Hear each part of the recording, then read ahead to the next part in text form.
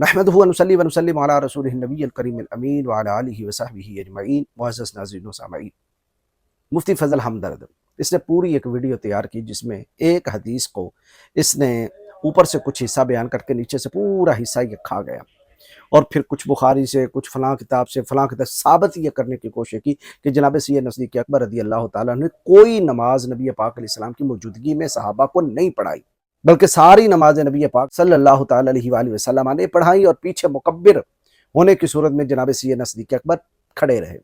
کوئی کسی ایک نماز کے اندر وہ امام نہیں بنے۔ یہ پوری گفتگو کا لب لباب تھا، اور اس میں یہ کہ اول بھی نماز نبی پاک علیہ السلام نے پڑھائی اور آخری نماز بھی نبی پاک علیہ السلام نے پڑھائی، کوئی نماز حضرت ابوبکر صدیق نے نہیں پڑھائی۔ یہ میرے سامنے بخاری شریف ہے، میں بخاری شریف سے ہی وہ حدیث پیش کرتا ہوں کہ جس کے اندر جناب والا آخری نماز صحابہ کرام کو نبی کائنات جانے دو عالم صلی اللہ علیہ وسلم کی موجودگی میں کس نے پڑھائی۔ یہ حدیث امام بخاری رحمۃ اللہ علیہ تعالیٰ لے کر آئے، 680 نمبر روایت پر بھی ہے، اور روایت نمبر 681 بھی ہے، اور روایت نمبر 754 بھی ہے، اور روایت نمبر 1205 بھی ہے، اور 4448 نمبر پر بھی یہ حدیث حضرت امام بخاری رحمۃ اللہ علیہ تعالیٰ 5 مقامات پہ اس حدیث پاک کو انہوں نے لکھا، بیان کرتے ہیں۔ اب یہ حدیث، اس حدیث میں پتہ چل جائے گا کہ وہ پیر کا دن، جس پیر کو نبی پاک جانے دو عالم صلی اللہ تعالی وسلم دنیا سے پردہ پوش ہو رہے تھے، اب وصال فرما رہے تھے اور انتقال کر رہے تھے، اور اللہ رب العالمین کی بارگاہ میں حاضر ہو رہے تھے مالا اعلیٰ، وہ پیر کا دن فجر کی نماز، آخری جو نماز تھی، وہ کس نے پڑھائی؟ ابو بکر کی تکبیروں کا نبی کریم کی تکبیر کے پیچھے ہونا، اس میں واضح بیان موجود ہے کہ اس نماز میں امام رسول کریم صلی اللہ علیہ وآلہ وسلم تھے، اور آپ بیٹھ کر نماز پڑھا رہے تھے، اور سارے صحابہ آپ کے پیچھے کھڑے ہو کر پڑھ رہے تھے، اور یہ آخری نماز ہے جو رسول اللہ صلی اللہ علیہ وآلہ وسلم نے پڑھائی، اور یہ آخری نماز ہے جو رسول اللہ صلی اللہ علیہ وآلہ وسلم نے پڑھائی۔ تو یہ میرے سامنے بخاری شریف ہے۔ امام بخاری لکھتے ہیں کہ حدثنا ابو الیمان قال اخبرنا شعیب الزہری قال اخبرنی انس بن مالک الانصاری۔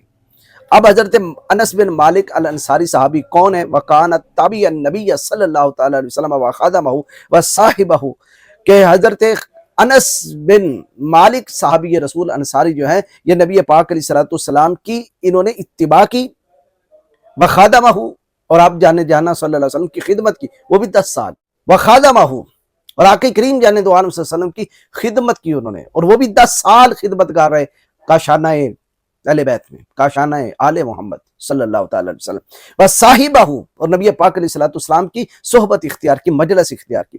ان ابا بکر، وہ حضرت انس بن مالک بیان کرتے ہیں کہ ان ابا بکر کان یصلی بہم فی واجع النبی صلی اللہ تعالی علیہ وسلم الذی توفی فیہ۔ اب یہ کانا یصلی، یہ کون سا صیغہ ہے؟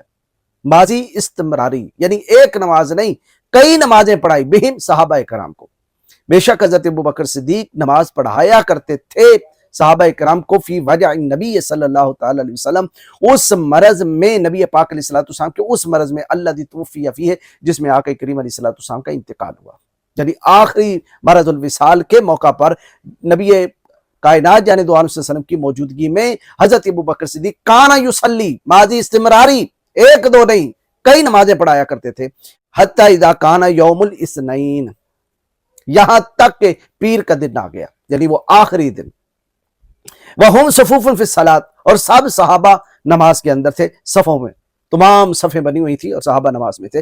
فکشف النبی صلی اللہ تعالی علیہ وسلم ستر الحجرہ، تو نبی پاک علیہ السلام نے اپنا حجرہ مبارکہ کا پردہ اٹھایا۔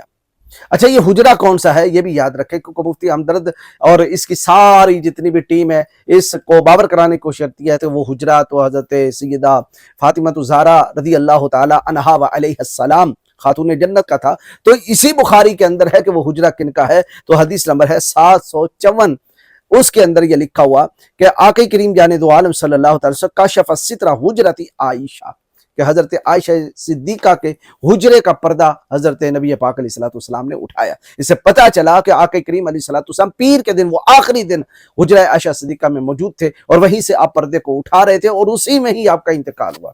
ینظر الینا وہو قائم، اور آپ حالت قیام میں ہماری طرف دیکھ رہے تھے، یعنی وہ آخری منظر اب دیکھیے، نماز کون پڑھا رہے ہیں؟ جناب سید صدیق اکبر، پیچھے صفیں بنی ہوئی ہیں، اور آقا کریم علیہ السلام نے اپنے حجرے کا پردہ سرکایا، دیکھا، اور ہماری طرف حالت نماز میں، ہم حالت نماز میں تھے اور سرکار حالت قیام میں ہمیں دیکھ رہے ہیں. کأن وجہہ ورقۃ مصحف، گویا کہ نبی کائنات جانے دو عالم صلی اللہ علیہ وسلم کا چہرہ اقدس جو تھا وہ مصحف کے ورق کی طرح تھا، قرآن کے ایک ورقے کی طرح تھا، چمکدار. یعنی وہ آخری جو ہے وہ دن جب آقا کریم علیہ السلام حالت قیام میں اپنے حجرہ سے دیکھ رہے تھے. ثم تبسم، آقا کریم علیہ السلام نے پھر تبسم فرمایا، یعنی آخری نماز دیکھ رہے ہیں کہ کس طرح میرے ابو بکر کے پیچھے پوری امت جو ہے وہ اکٹھی کھڑی ہے. ثم تبسم، سرکار جانے جانا صلی اللہ تعالی علیہ وسلم نے تبسم فرمایا.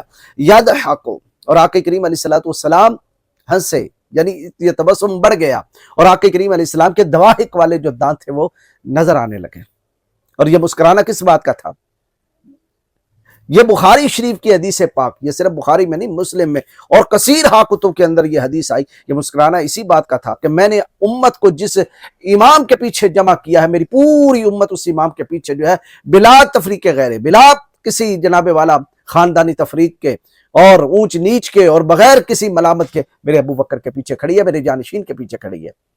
تو گویا حضرت ابو بکر صدیق رضی اللہ تعالیٰ کی امامت پہ مسکرانا اور دواحک کرنا یہ اس بات کی واضح تر دلیل تھی کہ نبی پاک علیہ السلام حضرت ابو بکر صدیق کی امامت اور خلافت پہ راضی تھے. فہممنا ان نفتتن من الفرح برؤیت النبی صلی اللہ تعالی علیہ وآلہ وسلم. حضرت انس کہتے ہیں کہ آقا کریم جانے دو عالم صلی اللہ علیہ وسلم نے جیسے ہی حجرہ مبارکہ سے پردہ کو سرکایا اور ہماری طرف دیکھا، اور سرکار جانے جانا صلی اللہ علیہ وسلم کا چہرہ مصحف کے ورق کی طرح تھا، قریب تھا کہ ہم آزمائش میں پڑ جاتے. کون سی آزمائش میں؟ کس وجہ سے؟ من الفرح، خوشی کے ساتھ اس آزمائش. اور وہ خوشی کس بات کی تھی؟ برؤیت النبی صلی اللہ علیہ وسلم، نبی پاک علیہ السلام کے دیدار کی خوشی میں آزمائش میں پڑ جاتے. وہ آزمائش کون سی؟ کہ ہم نماز توڑ دیتے، ہم نماز سے نکل جاتے، کہ ہم دیدار یار کریں یا نماز کو قائم رکھیں. یہ آزمائش شروع ہو چکی تھی. اللہ اکبر. اس سے ان لوگوں کا بھی رد ہو گیا جو کہتے ہیں کہ خیال آ جائے نماز کے اندر نبی پاک علیہ السلام کا تعظیم کے ساتھ تو یہ شرک ہے. کیا صحابہ کرام کے دلوں میں اس وقت تعظیم کے ساتھ یہ خیال نہیں آ رہا تھا؟ بلکہ کتنی تعظیم ہوئی کہ فناکس ابو بکر علی عقبہ لیاسل الصف، حضرت ابو بکر صدیق اپنے مصلی سے پیچھے ہٹے تاکہ وہ صف کے ساتھ شامل ہو جائیں، پہلی صف میں شامل ہو جائیں. اب یہ بتائیے یہ حضرت ابو بکر صدیق کا پیچھے ہٹنا یہ تعظیم کے ساتھ نہ تھا؟ وَظَنَّ أَنَّ النَّبِيَّ صلی اللہ تعالی علیہ وسلم خارج إِلَى الصَّلَاةِ، اور انہوں نے گمان کیا کہ نبی پاک علیہ السلام اپنے حجرہ مبارکہ سے نماز کے لیے تشریف لا رہے ہیں. تو چونکہ امام الانبیاء تشریف لا رہے ہیں لہذا مصلی چھوڑ دیا. قربان جائیں حضرت ابو بکر تمہاری نماز پہ کہ نماز بھی ہو رہی ہے اور خیال مصطفیٰ بھی ہو رہا ہے، تعظیم مصطفیٰ بھی ہو رہا ہے، اور پہلی صف کی طرف آ رہے ہیں. جب آقا کریم علیہ السلام نے یہ اپنے صحابہ کا منظر دیکھا، اپنے عشاق کا منظر دیکھا، فَأَشَارَ إِلَيْنَ النَّبِيُّ صلی اللہ تعالی وسلم أَنْ أَتِمُّوا صَلَاتَكُمْ، تو نبی پاک علیہ السلام نے اشارہ کیا ہمیں کہ اپنی نماز کو قائم کرو، اپنی نمازیں مکمل کرو. اچھا یہ اشارہ تھا کہ تم سب اپنی نمازیں مکمل کرو. اور اگلی حدیث میں آتا ہے کہ فَأَوْمَ النَّبِيُّ صلی اللہ تعالی وسلم بِيَدِهِ إِلَىٰ أَبِي بَكْرٍ أَن يَتَقَدَّمَ، نبی پاک علیہ السلام نے اشارہ کیا حضرت ابو بکر کو کہ وہ مقدم ہو جائیں، یعنی جو صف چھوڑی ہے، مصلی چھوڑا ہے، مصلی کی طرف جائیں اور آگے بڑھیں اور صحابہ کو نماز پڑھائیں. وَأَرْخَ السِّتْرَ، پھر نبی پاک علیہ السلام نے پردے کو سرکا دیا، پردہ گرا دیا. فَتُوفِّيَ مِنْ يَوْمِهِ، نبی پاک صلی اللہ تعالی علیہ وسلم فَتُوفِّيَ مِنْ يَوْمِهِ صلی اللہ تعالی وسلم، اسی دن نبی پاک علیہ السلام کا انتقال ہو گیا. تو آخری نماز حضرت ابو بکر صدیق نے پڑھائی. اور یہ حدیث 754 صفحے میں جو آئی اس میں جناب والا وہ نماز کے بارے میں بھی لکھا ہے کہ وہ کون سی نماز تھی. تو کہتے ہیں کہ اخبرنی انس بن مالک کان بینما المسلمون فی صلاۃ الفجر، تو وہ صلاۃ فجر تھی جو نبی پاک علیہ السلام کی موجودگی میں جناب سی انس صدیق اکبر پڑھا رہے تھے. پتہ چلا کہ مفتی فضل ہمدرد کا واضح ترین جھوٹ ہے کہ نبی پاک علیہ السلام کی موجودگی میں حضرت ابو بکر صدیق نے کوئی نماز صحابہ کو نہیں پڑھائی. یہ بالکل جھوٹ ہے اور جھوٹے پہ اللہ کی لعنت ہو سکتی. اللہ تعالیٰ اس کے شر سے میری قوم کو محفوظ فرمائے اور اللہ تعالیٰ ہمیں دین مستقیم پہ زندہ رکھے اور اسی میں خاتمہ نصیب فرمائے.